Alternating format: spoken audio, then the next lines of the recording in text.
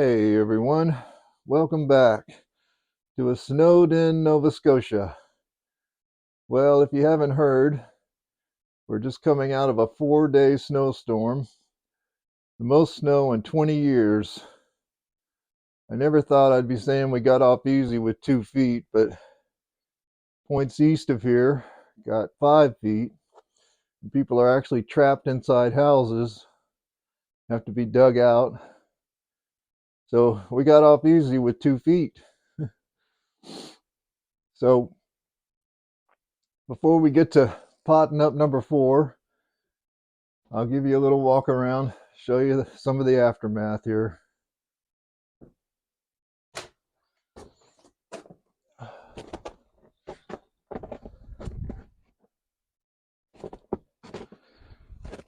Got a bunch of buried trees right there. They'll have a great time with this snow melt. Nothing waters them like a slow snow melt, and we are forecast to warm now. So over the next couple of weeks, this stuff should melt. We'll see. All these trees stayed out in the storm.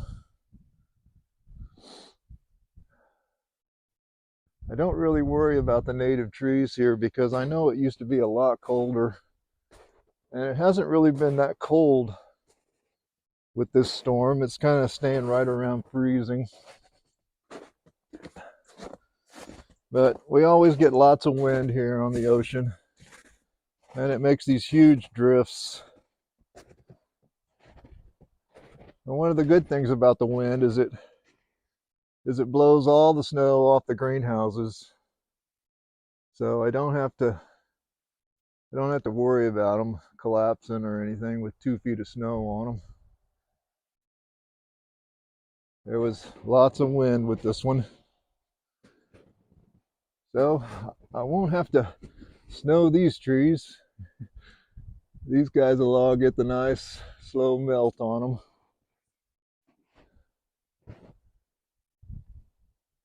It'll make them happy.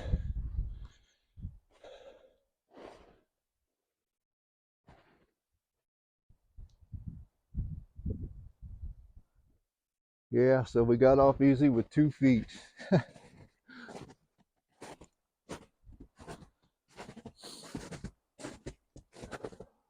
So now we'll head to the shop and get to potting up number 4.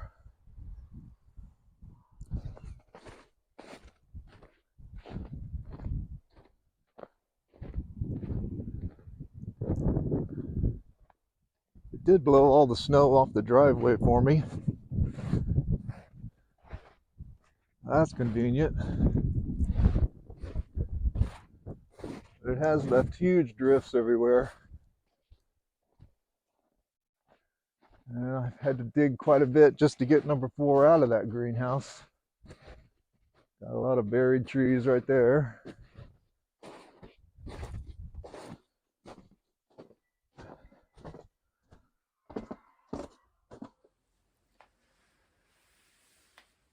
All right, here's our tree.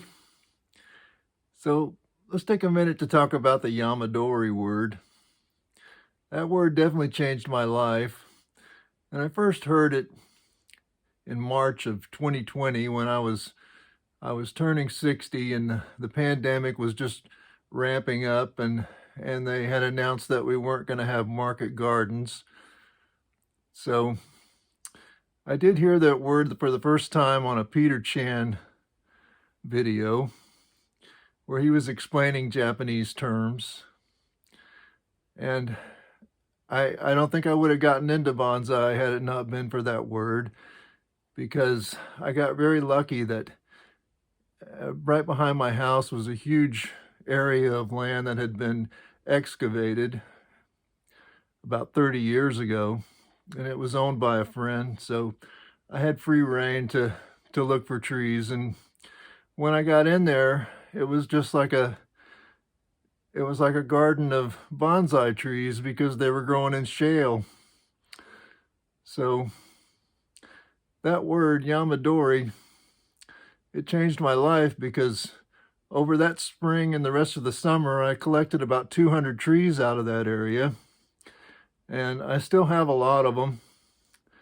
And it does take quite a while for them to develop. This one has been in the box now for 3 years. So I'll show you a couple of pictures of when it was developing. So this first picture is one from my first video. So it's about 6 months after it was collected. So let's take a look.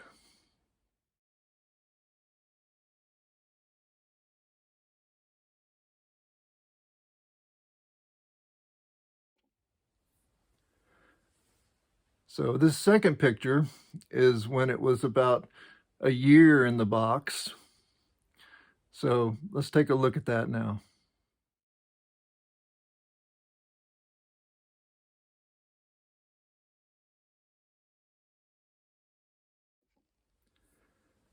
So as you can see, it's a very slow process.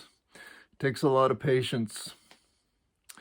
And now this is about 3 years that this tree has been in the box, and it's time for it to get an upgrade. So this box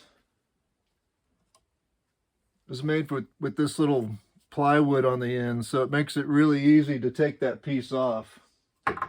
So the first step is just to get it out of here.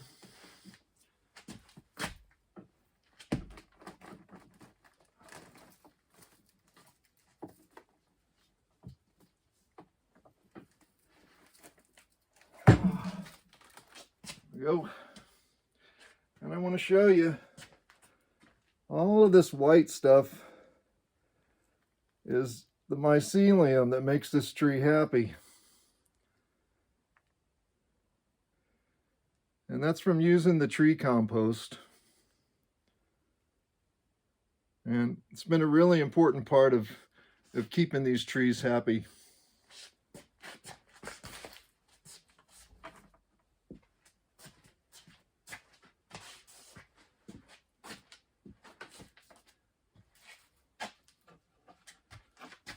Okay, so I've already measured everything, and I know it's going to fit in the pot fine, but I want to reduce some of the dirt on it so I can replace it with fresh stuff.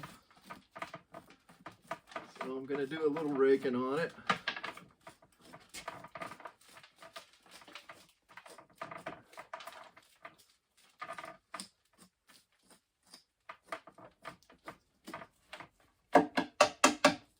I just brought this tree in this morning and it was about half frozen. So it's just now getting thawed out.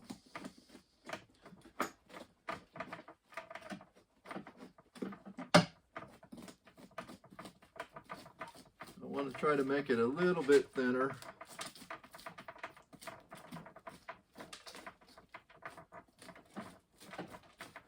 Take a little bit off all the way around on the edges, just to make room for some fresh compost.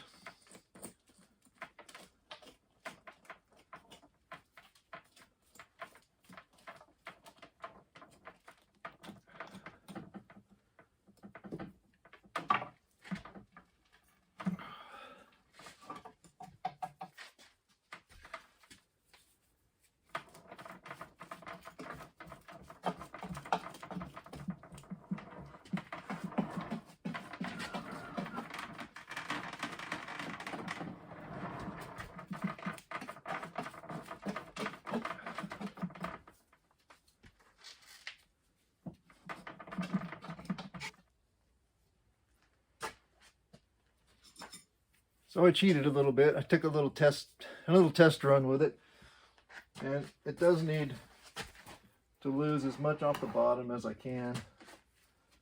So I'm going to go ahead and trim a bunch of these roots that are hanging down. It'll be good for this tree right now. I guess we could call this early spring, right?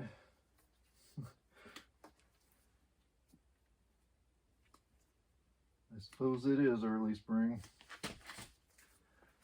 And the sun is trying to come out there. We've had no sun now for quite a while. Stuck in the snow weather.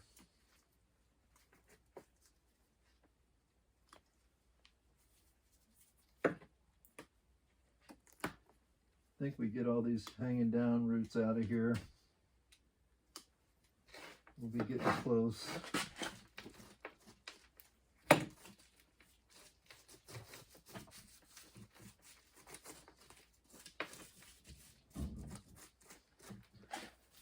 right.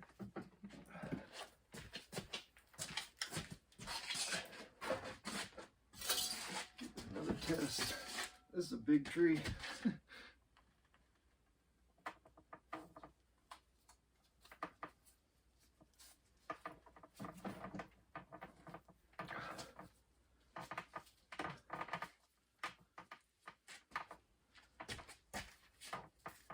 Many times these trees from the shale pit, they can't put a tap root down, so all of the roots hit the shale and go one way, and that's what's going on with this one. That's why there's usually not a choice of where to plant them in a box. You just have to.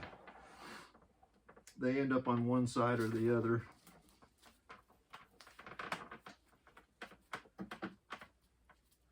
And it does have one big knot on the bottom of it that's going to keep it right about this level. So this is probably where it's going to sit. I know over time it will settle into this pot. And I haven't been a fan of tying my trees into the pots. They've all done really well in the concrete. I think it tends to grab on better than a clay pot. It's a little coarse in there. So we're just gonna stuff new dirt around it and call it a new home.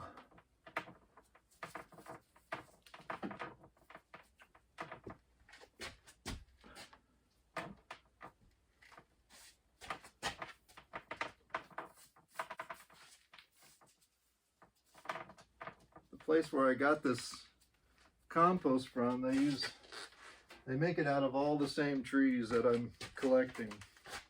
The pines, the tamaracks, the spruces. So I'm convinced that that's what has kept these trees really happy, because where they were growing, they weren't getting any kind of nutrients, along with not having a tap root. So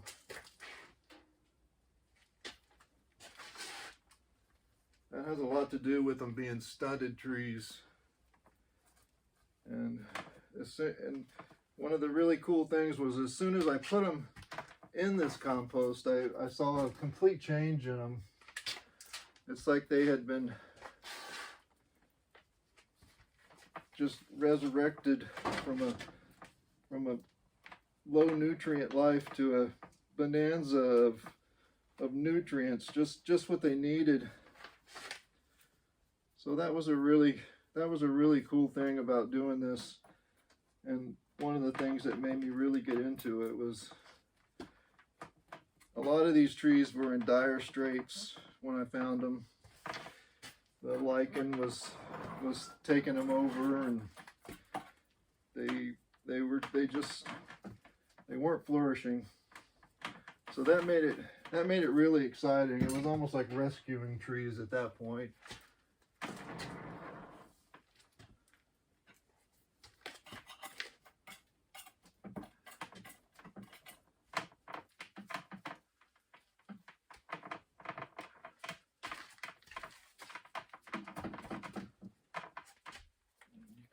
can just see this tree has just been happy as a clam in this tree compost. So it is a third tree compost, a third perlite, and a third peat moss. And we are lucky here in Canada. We still can get peat moss. I know they've outlawed it in the UK. Canada seems to still have a huge supply of it.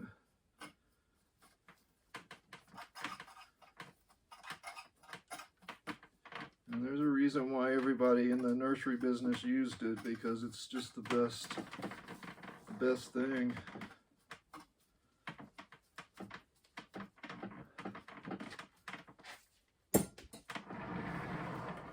So I'm still pretty happy with the moss bed on this one. Didn't want to disturb it up here.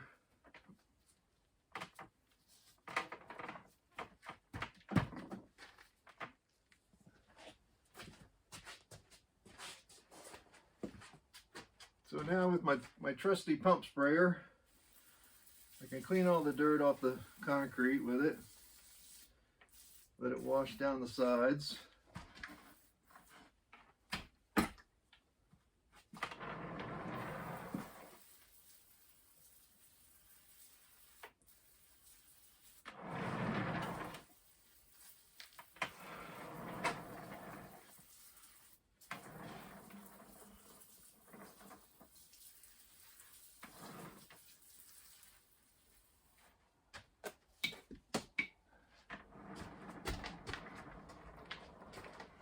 So there is one limb here we can cut off it. Won't be using this lower branch here. So take that one off and we'll call it a new home.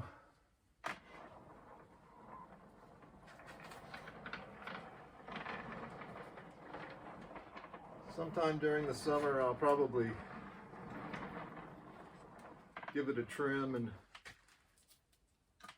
try to bring it back in a little bit.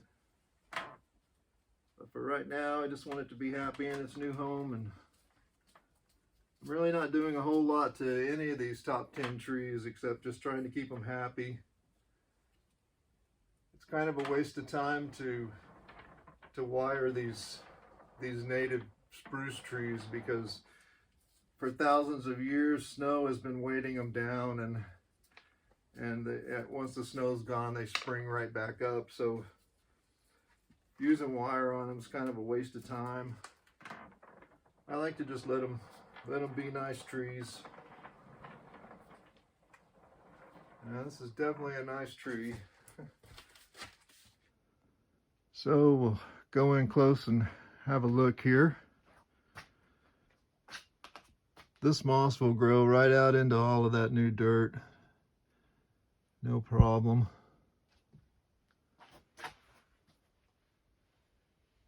That's a beautiful trunk. Obviously all the roots on this one were going this way, so it could only be planted in the corner of a pot, because that's one of the things about them. When you collect them, you want to try to keep as many roots on them as you can. So that's really the only option for this tree, is over in the side of the pot. But I really like it. I think it makes a nice big moss bed out in front of it. Gives a place to put some little decoration, like a bird. Here we go.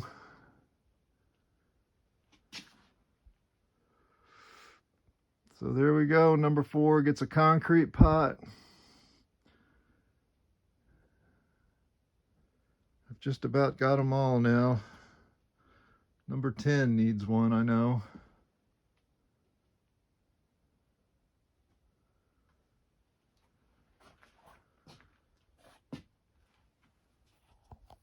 So there you go.